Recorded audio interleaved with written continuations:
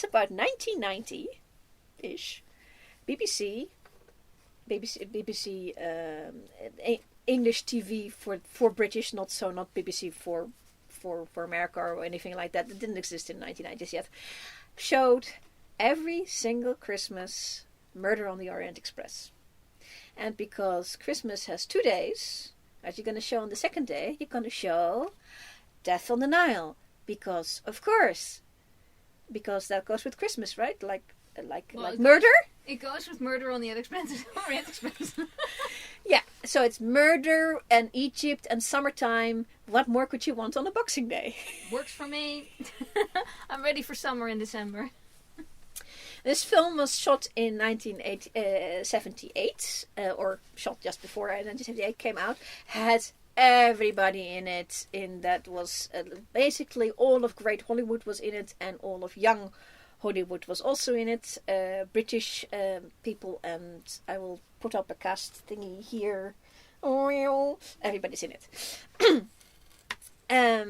It actually won an Oscar for best costumes, and they are wonderful. I know a little bit more about costumes than I did when I first saw it many years ago.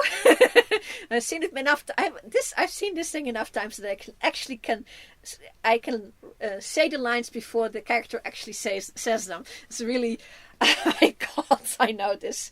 The costumes are wonderful.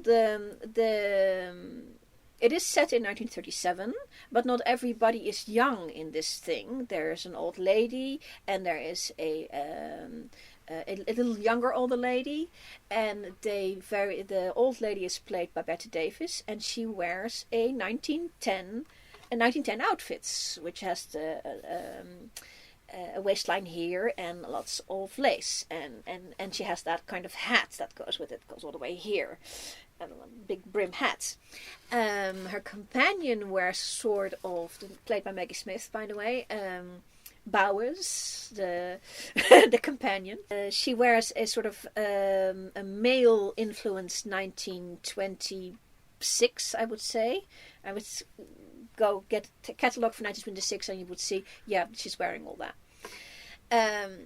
Then the Salome Otterbourne, who's played by Lansbury, wears a full flapper 20s outfits, complete with ill-fitting sack made of sequins and a bandana like that. Everything, she's got it all, and it's amazing because she has like 4 or 5 of these things to wear, and the detail on that is so good. Then the entire color scheme of the people on the boat is pastels and cream and white with black accents.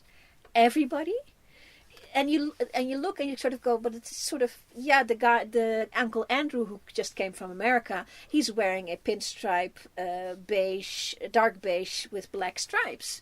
Yeah, that falls into the thing. But even so, he's still wearing the correct thing for him, coming from America. And the young lady's wearing blouses and skirts or flared pants. It's all wonderfully correct, and the people carry it off so beautifully. And then the sun on this picture, the real Egyptian sun, makes it real. And then the scenes they have early in the movie, there's a scene at the pyramids, and the wind blows. Like desert wind blows, and they deal with it because they are really there, and it looks so good. The way you can see some of these people being hot in the weather, you can see it on their skin. Yes, so the looks of this thing is wonderful. That's why they keep playing this on the TV for the afternoon. You just put it on, and every time you look over, you have a beautiful image. The murder itself, because it is a murder story, is not even seen that much. It sort of happens just below the line of the picture, you know. So I have also read the books, so I know what they changed. They did change a few things. They lost a couple of characters and 2 plot lines, and they mixed and matched a couple of characters. They make Colonel Race, who shows up, played by David Niven, because if you have David Niven, you lose him. So they him and Ferguson take over a character that has disappeared. So, and with them goes the plot that actually came with Colonel Race, which was a spy plot, which has completely disappeared. Which was a little bit extraneous. Yeah, it's too much. There was a spy plot, and there was a jewelry forgery plot. But since there was already jewelry stealing plot, and there was so much going on, I think they were correct in dumping that.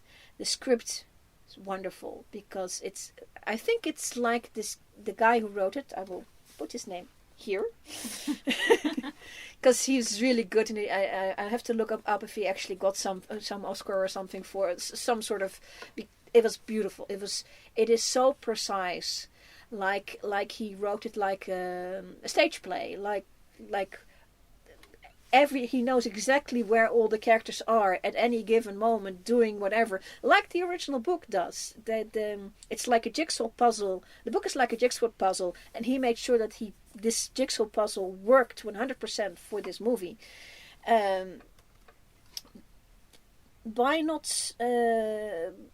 By condensing a lot, because the book is quite long and there's a lot of stuff going on, and he picks out just the right things to pinpoint, and what to drop and what to keep. And also there's a couple of things added which you can do on film and not so much on the book. One of the things they added, and I think it's not in the book, but there's this cobra that shows up, and I don't know if you remember the cobra. You remember the cobra? Because it's visually very interesting. It would have been less interesting in the book. And doesn't happen in the book. But on the film it's very interesting, because it's one of the few action moments where you show that Farrow can trust Colonel Race to have his back at any given point. And it's a sort of a little character study in that way. If you think about it, probably somebody has to have had to put that snake there, and that's a little iffy. But I think that one, because they did it only a couple of these things and not any more than that, they didn't try to make it its own plot line. They made it just a little touch, and that's enough to say, okay, doesn't 100% fit, but I can understand why you did it, and I think it does work. Another thing they changed is the Von Schuyler dynamic with her Miss Bowers, because this Von Schuyler lady, American lady, Aunt Mary, came with a cousin, an American cousin, not very, sort of a young thing that was sort of hadn't quite decided which direction to go yet. And they left her out, and I think that, and they left her out, and then made, because they had Bette Davis to play Mrs. Von Schuyler, they used her reputation of really, being a nasty piece of work. They really built that up in this movie, and she plays it with gusto. She revels in it, and it works really well. So that's another change that actually works. You have to, they took the advantage of having Bette Davis and made that work. And it goes for a whole bunch of other things, like they have Mia Farrow to play Jackie. And Jackie herself, if you read the book, she's basically a very sad character. But because they have a really good actress to play her, who can play vulnerable and sharp at the same time, they do that. They give her the same dialogue as in the book, but they play it when Farrow talks to her. They make her the sharpness come out that Mia Farrow has, that she can play. They make it come out, and I think that's another just a brilliant directing move. And I've seen this movie like a lot of times, as have many people, and it stood up to being completely scrutinized to death. It is. At any point, there's a couple of things where you say, okay, they filmed it in 1978, and now that's a little bit, no. Politically not correct or socially not correct, and but it does work within the framework, and now we wouldn't do it like that anymore. We wouldn't want to, but it stands as a testament of the people who lived in 1937. It's the interesting thing about this film is that it was filmed in 78. The people who were 50s and 60s in 78 would have been 40 years earlier would have been young people. The people who are young in the book would now have been 60. So people remember these times, and putting them down like that, that's interesting. If you make the film now, as has been made now, you're 80 years after the date. There's just nobody there who remembers any of this. So, as a testament of a 1978 look of 1937 non-event, because it didn't happen, but world as was, is interesting. So, yeah, that's and in 78 they could still go to Egypt and film it there. They filmed it there, and that is one of the other amazing things about this movie. Now you'd have problems, all kinds of problems. And then they also had problems because it didn't go very smoothly, but they still, people were, in Egypt at least, enough interested in letting it happen, so they weren't stopped, basically. But it wasn't easy, let's put it that way. If you read the Mickey on how stuff happened, it wasn't easy. But this is a movie that we will be watching in 100 years, I think. So recommended? Yes, with bells on. All right. Yes.